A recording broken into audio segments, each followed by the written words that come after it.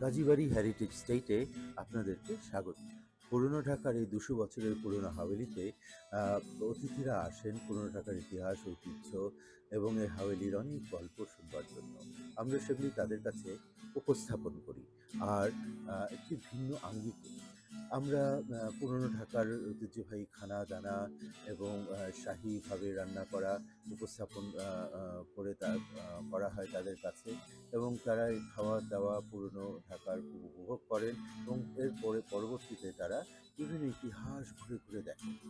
কোন কোঠাটি কিভাবে ব্যবহার হতো, কোন জায়গায় অন্দরমহল ছিল, বহির্মহল ছিল এবং ঘুরে, ঘুরে দেখেন আ অনেক পুরনো শতবর্ষী পুরনো আসবাবপত্র, ব্যবহার্য জিনিসপত্র এবং বিভিন্ন পুরনো দলিলপত্র, পুরনো শিশু কাঠের পালং, আ বিভিন্ন ফটোগ্রাফস, পুরনো আলমারি বা বিভিন্ন ফার্নিচারস, গ্র্যামোফোন এবং বিভিন্ন পুরনো আর্টিফ্যাক্টস।